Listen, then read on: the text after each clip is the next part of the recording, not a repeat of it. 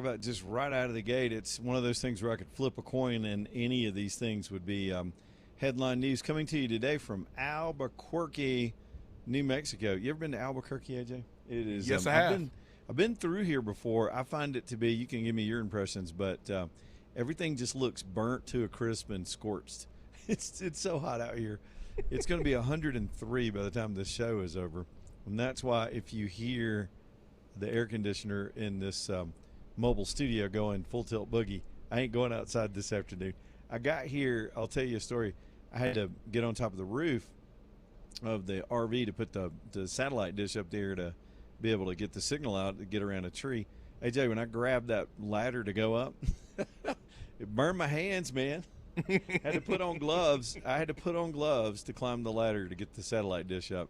It is that intensely hot. It's a different kind of hot in the south. This is more of a searing heat. But no show out in Albuquerque. We're going to start all that after the 4th of July break. We'll get into some of those things at that point. But today, just dealing with the headlines and taking your calls and doing what we do every single day. I guess we'll start with the election, and then I'm going to get into weather, and then we're going to talk about the Iran deal, which is, to me, a huge disappointment. And we'll talk about all of those elements. First up, the election. Congratulations to all the winners last night. Of course, one of the most high-profile race was probably the Senate seat. Barry Moore's going to do a good job.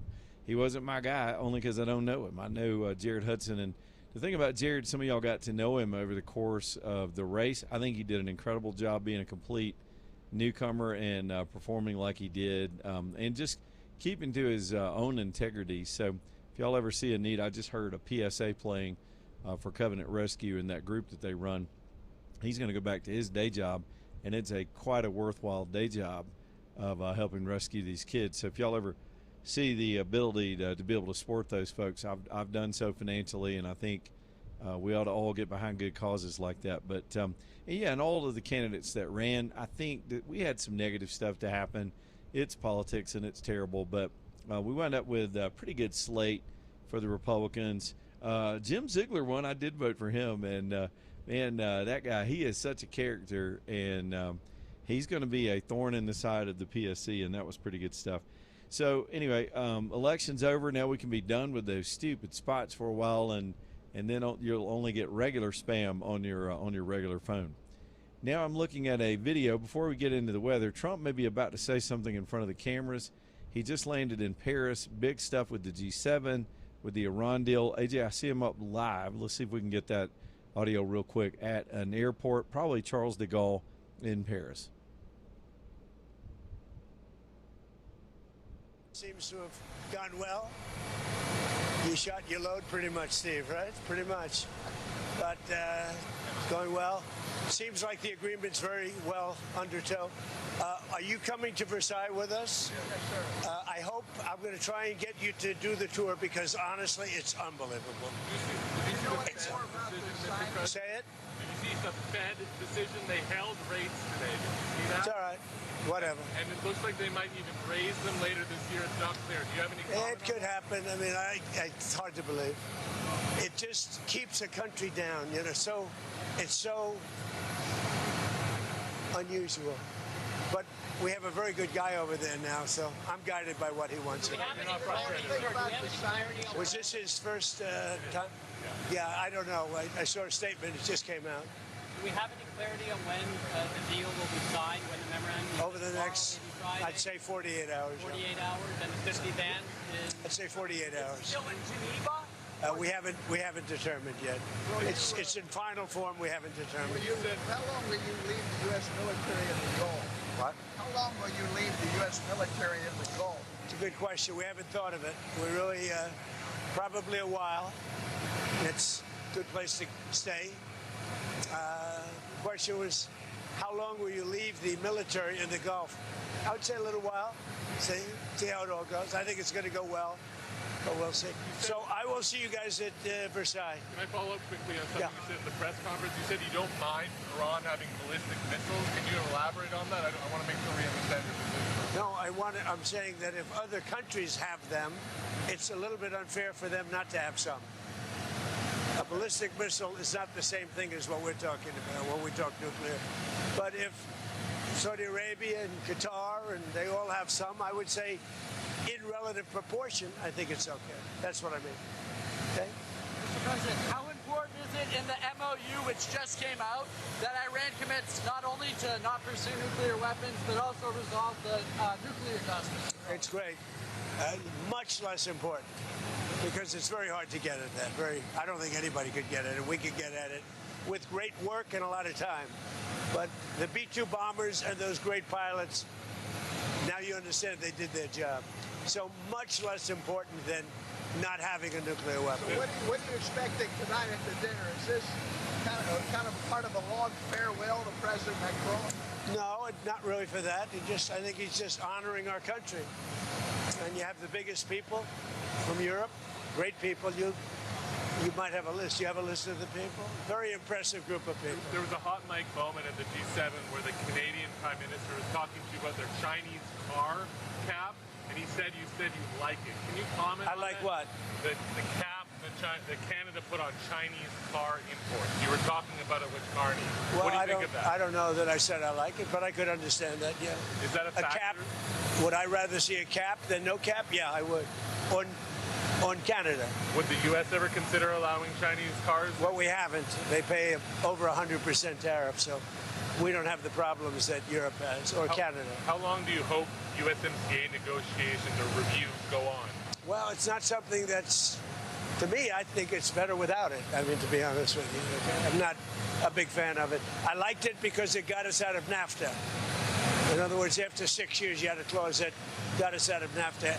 That's the thing I liked about it most. We do better without an agreement. Do you want to just leave it enrolling? I would rather leave it unsigned. I'd rather have it terminated. You'd rather have it terminated? Oh, those are different things, sir. I just want to be clear. I would rather not have the agreement, but I may sign it. Right. But we do better as a country if we don't have an agreement. So are you thinking of... Yeah, I'm thinking about maybe we won't be able to make a deal. I would rather not have the USMCA. The primary reason I wanted it was because there was no way out of NAFTA, which was the worst trade agreement ever made, like ever. And they had no termination. And it was very hard to get USMCA for that reason. And I had a 6-year clause. Who would have thought I would have been here in the 6 years? They got it 6 years because they hoped I wouldn't be here. My term was supposed to be over with. So on top of everything else that comes to, I would prefer not having an agreement, but I'm open to doing it. We'll see what happens. So as of now, it's just going to stick around for 10 years. You're okay with that? No, it's not sticking around. It'll be terminated. In other words, after a decade. It expires. Yeah, in a decade. It expires. Yeah. I prefer that. In the first paragraph, I view it as possibly expiring immediately. in the first paragraph of the Iran memorandum, it says no use of force, but also no threat of the use of force. You talked about bombing Iran if they didn't comply. Is that a threat? Would the Iranians see that as? If they don't come through, is it a threat that we bomb? You can call whatever you want, but it'll probably happen. Thank you. I will see you at Versailles, and you're going to go back and tell the New York Times you're going to change your whole way of life. Okay? Do you see the 60 days as a hard deadline for final agreement? No, I don't. No. Could take longer. So you can extend. You could extend this phase. I don't view it as hard now. You don't think of it as a hard deadline? For Just as long as they're behaving, I really don't care that much. Did you talk to leaders about Greenland, sir? That who? Greenland? Did you talk about Greenland? No, we didn't discuss Greenland. Not at all? I should discuss Greenland. Does Ukraine now have the advantage on the battlefield? What's the situation? Well, they're doing pretty well. Russia's a big country, much bigger military, but they're doing pretty well. They're holding their own. They have great equipment with our equipment, don't forget, but they're doing pretty well. Are you going to send in any more U.S. military help? Well, they pay for it. Yeah. I send it to Europe. Europe pays for it. NATO pays for it, unlike Biden, where he gave $300 billion worth of equipment away. Sanctions on Russia. What are you going to do about that? Sanctions on Russia, like the oil waiver? Yeah, I may put them back on, yeah. I wanted to make sure that oil stayed as low as possible. Now that the oil price is way down, when you see those numbers, but it's way down, I may put it back on. Yeah? Thank you. Thank you, Mr. President. All right. Okay, so interesting. What was interesting to me there is the mainstream media that were there in the press pool, and I know they've covered the Iran situation to no end, had very few questions about the Iran deal points, which apparently were published today in the Wall Street Journal. We're going to go through those here in just a minute, not each individual point, but some general thoughts about all of the reporting on that subject. They were asking the president about all kind of other situations, Greenland, the Ukraine situation, USMCA. So dude's got a lot on his plate. Now, they are doing these G7 type international talks. He just landed in Paris. They are going to visit the palace at Versailles, which is one of the most amazing things you can ever see in life. I saw it as a 23-year-old. If I ever get a chance to go back, I'll do it. AJ, I got free tickets because they messed up my hotel reservation. And the lady said, "Would you like tickets to Versailles?" And I was like, "Sure, free tickets. I'll take it." I didn't even know what it was. Next thing you know, you're walking in the mirrored halls, and it's one of the more stunning palaces in all of the world. So an event, of course, with French leaders this afternoon. J.D. Vance is on his way to the Middle East, to, I believe, Geneva, to physically, they've sort of digitally signed this memorandum of understanding, and it's kind of a mess. I'm telling y'all, it's all over the place. It depends on your perspective of what you want to be the final outcome of this Iran situation. So let me break this down. First thoughts. If you want cheap oil prices and an end to the impasse and the flow of oil, and you're worried about short-term issues like that, this is a good deal. Now, oil is up about 20 cents today. It didn't go crashing today after several days of crashing. And if you look at industry analysts, that what they're saying is the oil markets are spooked that the deal is not being received well by even Trump supporters. Now, why would that be? Because it reads in such a way that Iran is not completely punished. They've got some avenues to go back to being sort of a normal nation, and they're just not trusted to do it. For example, one of the things people are hung up on today is that now there was some fake reporting from the mainstream media that the United States government was going to give Iran $300 billion, and that wasn't true. But what really happened was a lot of their neighbors, some of the Arab neighbors that they have in the region, also Muslim nations, during the negotiations, Iran was begging for reparations from all the damage we did with the bombing. In other words, they wanted us to pay for the bomb damage. They had been set back, some people believe, as much as $1 trillion in economic and or physical damage, so they were asking for straight money. Trump, one of the impasses was Trump's team said, "No, we're not giving you anything." The Arab neighbors stepped up and said, "Hey, we'll give them a loan. How about that? We'll work it out with them so they can have some capital to rebuild their infrastructure and put all this stuff back." Not really the military stuff, but we hit a lot of things in the country, and we agreed to that, not to co-sign it, but to help facilitate the negotiations so that their neighbors can help them sort of get back on their feet. It seems, if you read this, and I'm telling you, if you want to take an optimistic view of it and you step back from it, I don't see anything hardcore on the nuclear other than a commitment from the Iranians that they won't pursue weapons anymore.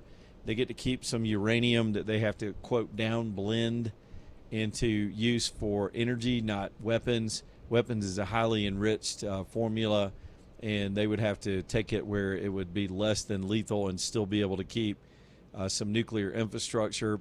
A reasonable person would say, that's reasonable.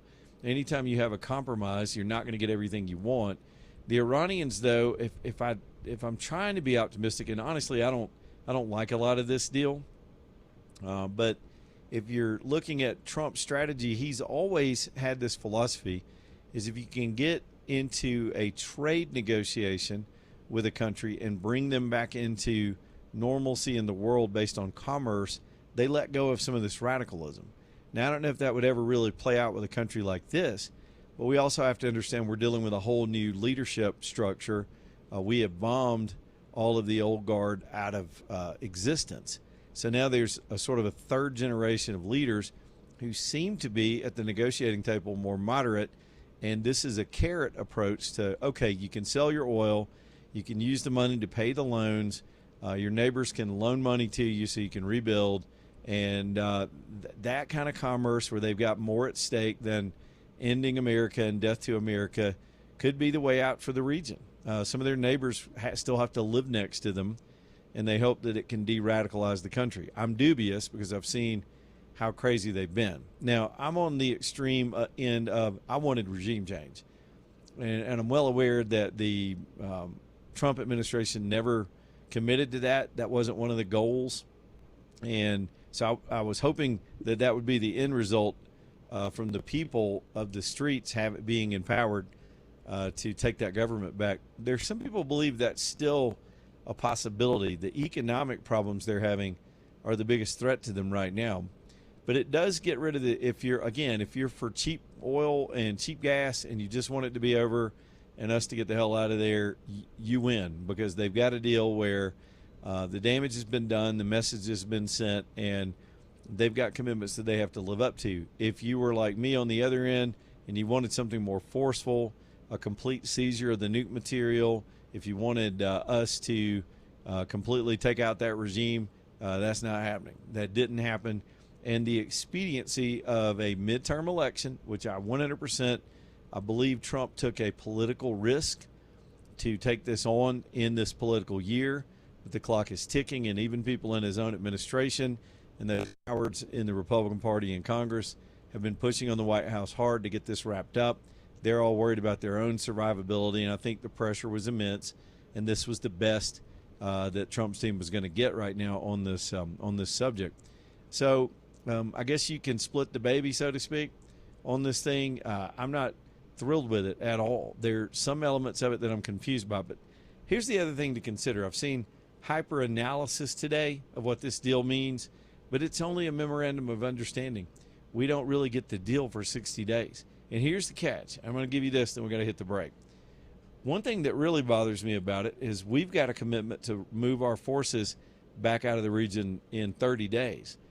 But the deal doesn't have to be concluded for 60 days. Do you see where I'm going? So we get out of there in 30 days. They've got 30 more days to blow this deal up. Now, we can move our assets back, but we had to make the first move on that and take that pressure away. And I just don't trust the Iranians to abide by any of this now, or whether or not they're just stalling till Trump leaves office. Trump leaves office in about 2.5 years. I said it, 2.5 years from now, which will go by in a flash, he's gone. We're back to your standard politicians, and Iran can go back to doing business, no matter if the Republicans win or not. So anyway, quick break. Back in a minute. We'll take your calls on this. I still got the weather to get to, other stuff on the list today. Y'all stay tuned. Leland Live from Albuquerque, New Mexico.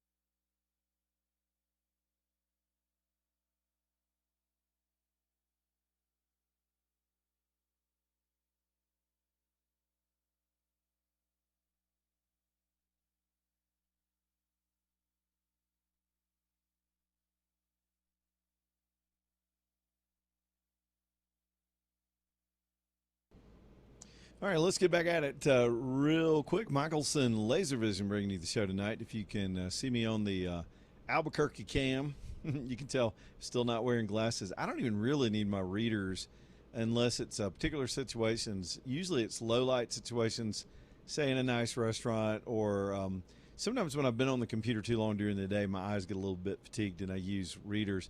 Other than that, I've been 2015 for 7 years, and at my age, that is a nice thing when you can just see. I've been driving all morning, put in about 5 hours on the road today, and just looking out at the landscapes of the American West here in our 250th anniversary, and it's just a remarkable country that we live in. And so go see it yourself. And if you're in glasses or contacts, get the surgery first and get LASIK and see with your own eyes, 2015 or better, the whole world, your life, your grandkids, the people around you.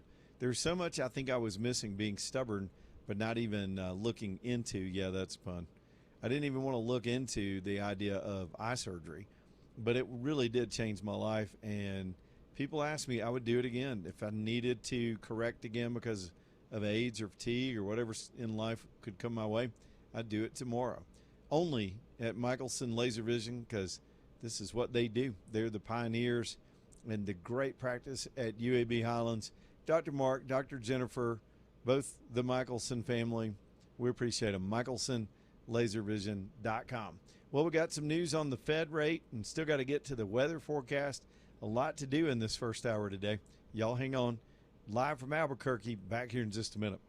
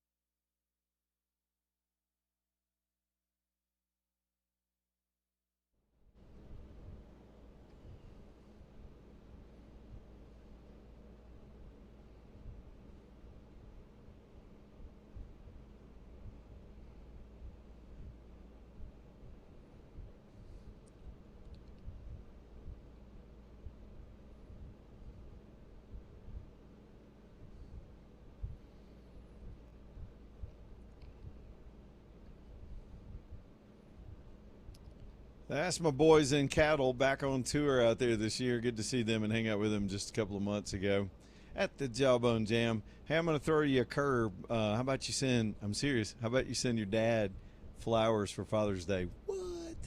Yeah, dads don't mind getting flowers. It's not something that's usual, of course. But how neat. What a surprise. You know what he'll care about is that you thought about him. I tell you, having grown kids, it's just that way when you got grown adult children. You just hope you get a text every now and then. You kind of lower your expectations. Send the old man flowers from Blakely's Bouquets. I'm sure they got a dude arrangement. I don't know what that looks like, but Blakely's will handle it for you. You still got plenty of time. It's only Wednesday. If you get your order in, generally during the week when they're doing their deliveries, they get those orders out quickly. I've ordered in the morning, and it's gotten delivered by lunchtime, around 1 o'clock. It's a wonderful florist, super talented. And for those of you thinking about sending flowers to anybody in your life, it's one of the easiest websites. They've just got it all laid out, makes it super quick and efficient for you to do everything right there online, and it's gone. And you're working with good local folks, too. Blake Lees, BlakeLees, BlakeLeesBouquets.com. All right, real quick, another headline today in a day full of headlines. The Fed has left the interest rates unchanged.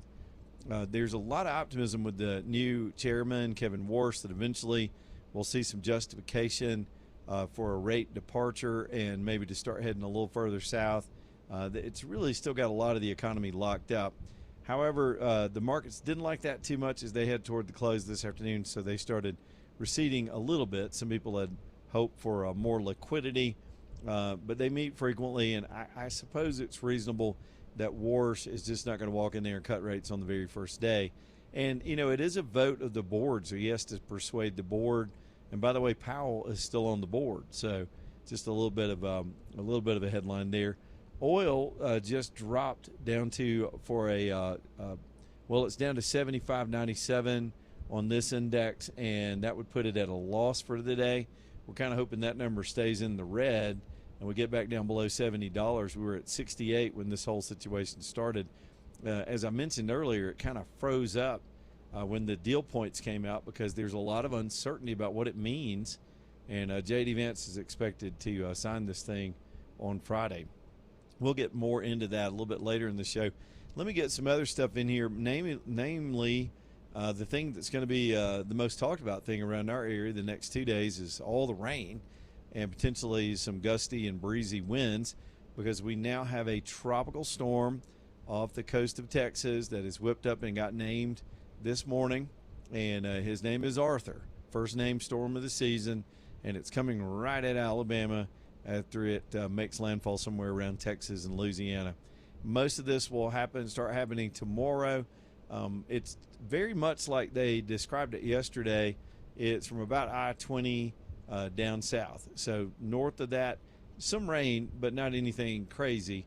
But the closer you get to Montgomery, between Birmingham and Montgomery, the rainfall totals and the potential just goes up and up and up because this is a pretty large tropical system.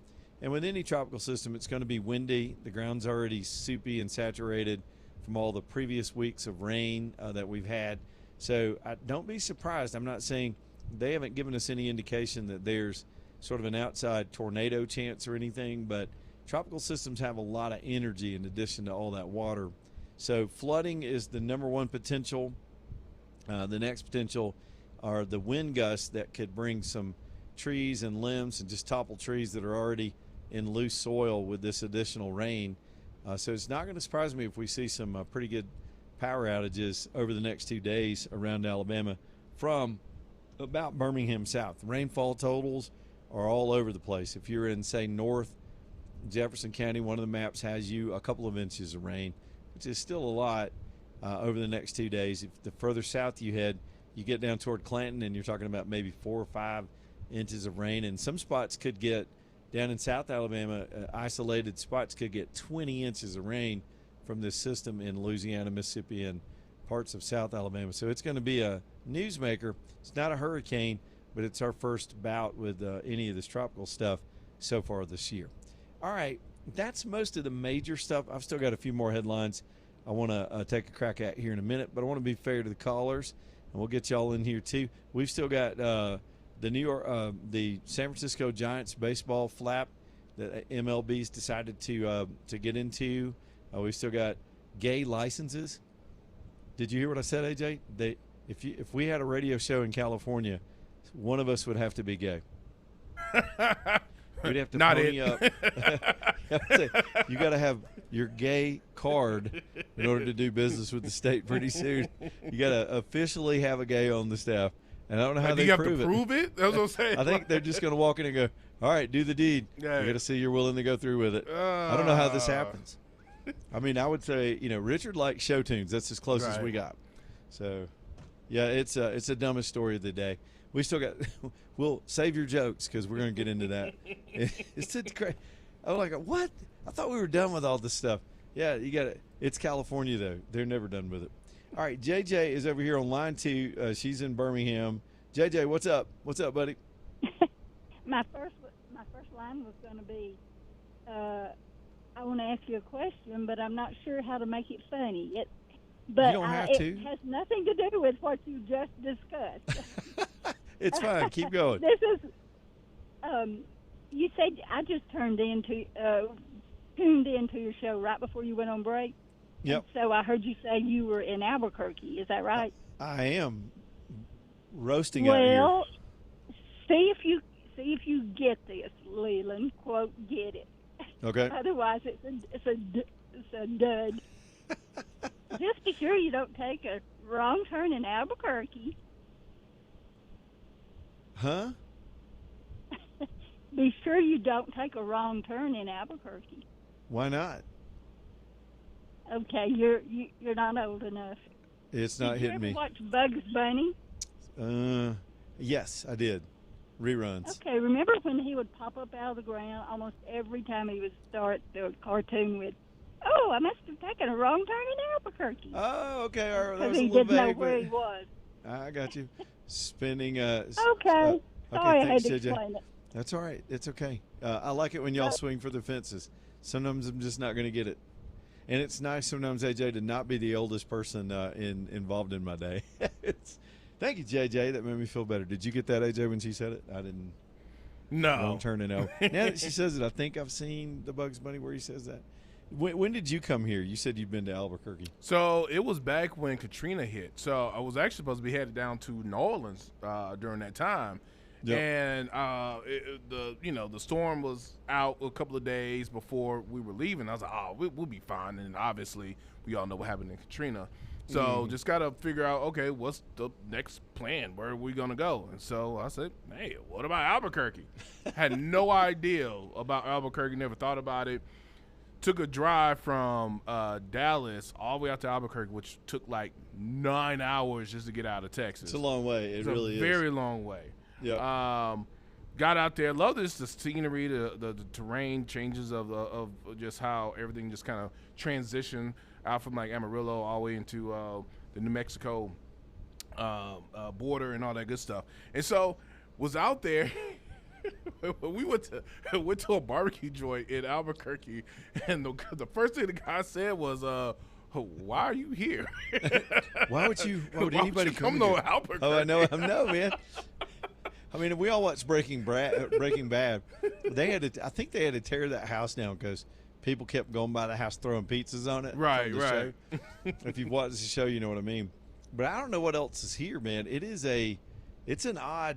They call it Albuquerque for a reason, and I'm sure the people here are lovely. But I've never had a good experience here. I'm just going to go ahead and say. Yeah, I mean, it is. It's a very unique. And like I said, it's been some time since it's been out there, but. They got the little tramway when you can go up the little tram up the mountains because I guess they do skiing out there.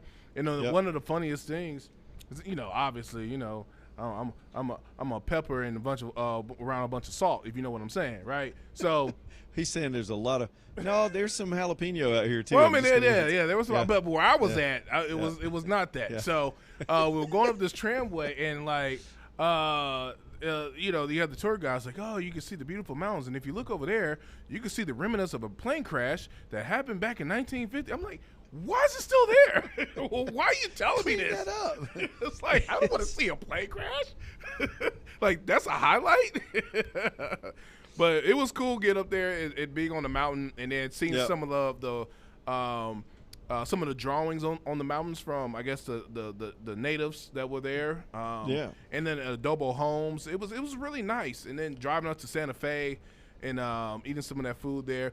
But one of my favorite dishes is has some sopapillas out there. Now, obviously, different places have, they make the sopapillas different. But this one was like a fried bread that they had along with some honey.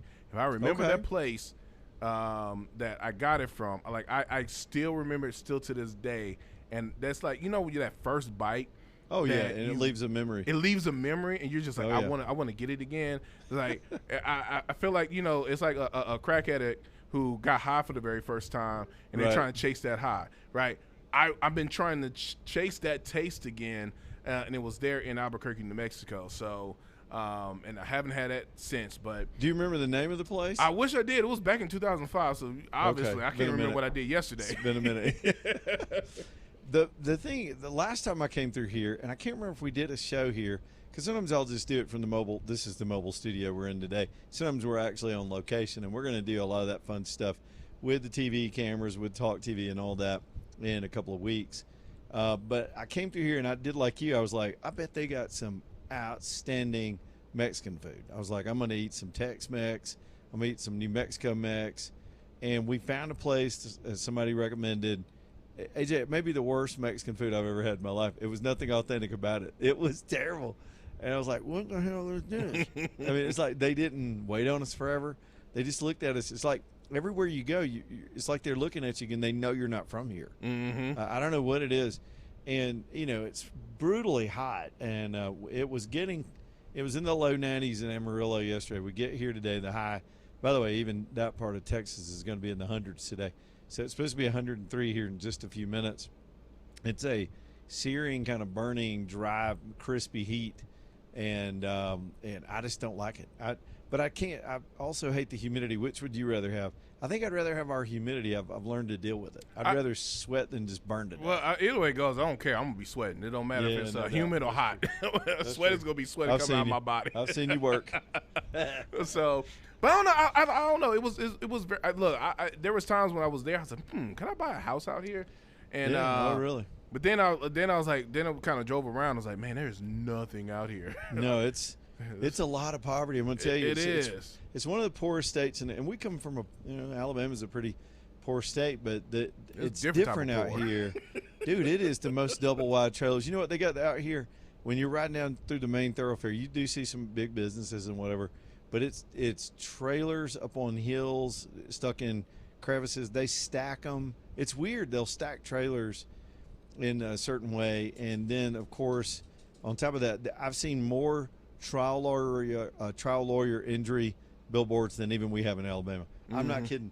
There were, I bet I counted 50 some odd billboards in just one little stretch. As soon as you get into New Mexico, it is like a thing out here, I guess. I mean, it works everywhere, I suppose. Now look, it's a weird place, and it gets even worse when you go to those Indian reservations, because we drove to one, because we had to go through. There was like some lake out there. Went to, and had to cut through an Indian reservation. And when I say, oh my gosh, it was like, it's like you went way back in time. It's like, what? I did that 3 years ago. I wound up on the Blackfoot reservation. I think it was up around Montana, and it was just startling. But it is what it is, and lovely people again, but very different culture, very different, very different everything. When you travel, and that's why you travel, is to see stuff that doesn't look like home sometimes. But yeah, I had something on my mind I was about to tell you that was. Anyway, I think that's all my Albuquerque stories. I can't wait to leave here tomorrow. I mean, we got here. It's so freaking hot. I went outside to hook some things up.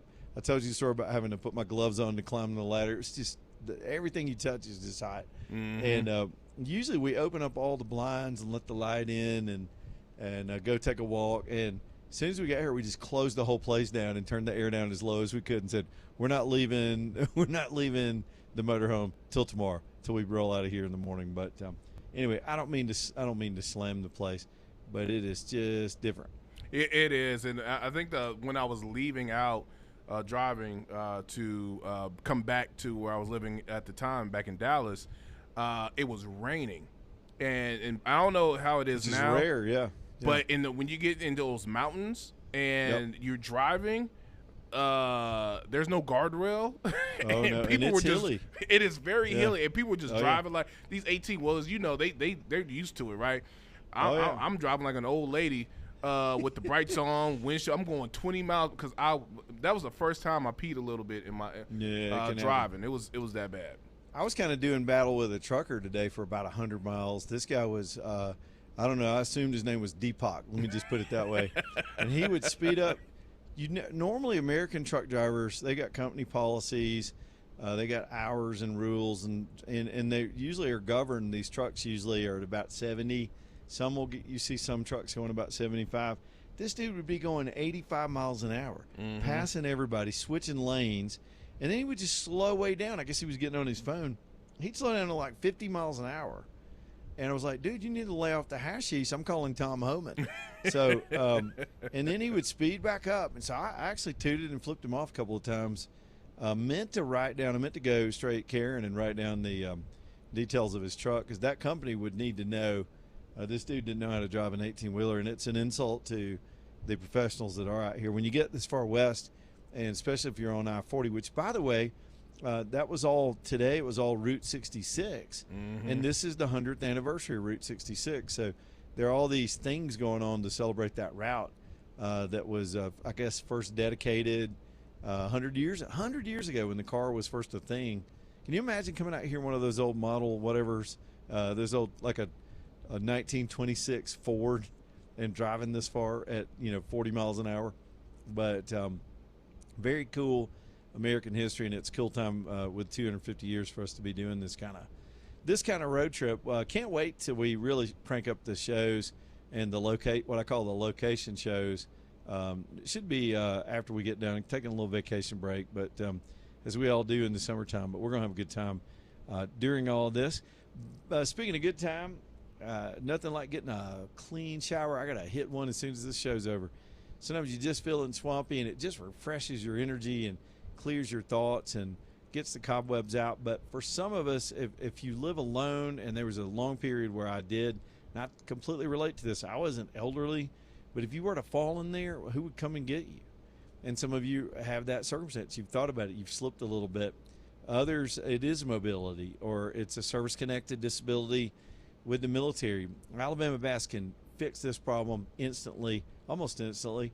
By the time they come in to do the install, it's only a 2-day project.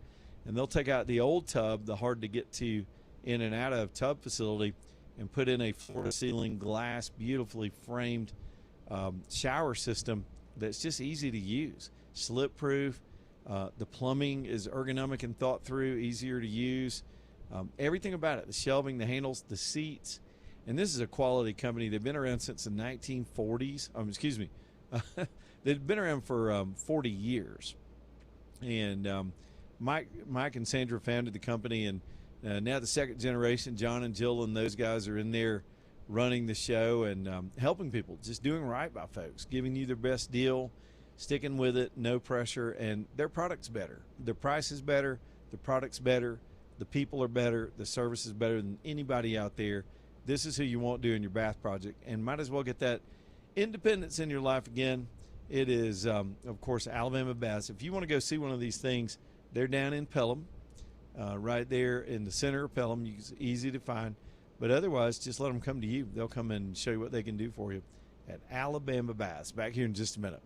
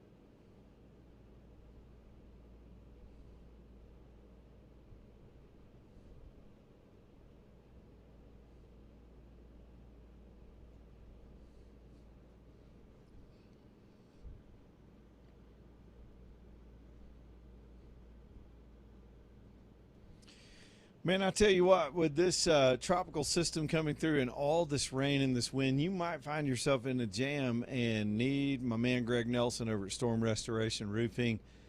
He's having a hard time doing full roof projects with all this rain. It's the nature of their business. They've seen this all before. You know, everybody in construction, you gotta wait on the sunshine to be able to do a full project. But if you wind up needing a tarp, if you got some shingles that go flying, if you just got a leak that pops up out of nowhere with all this deluge, y'all need to have this number written down because it can happen quickly.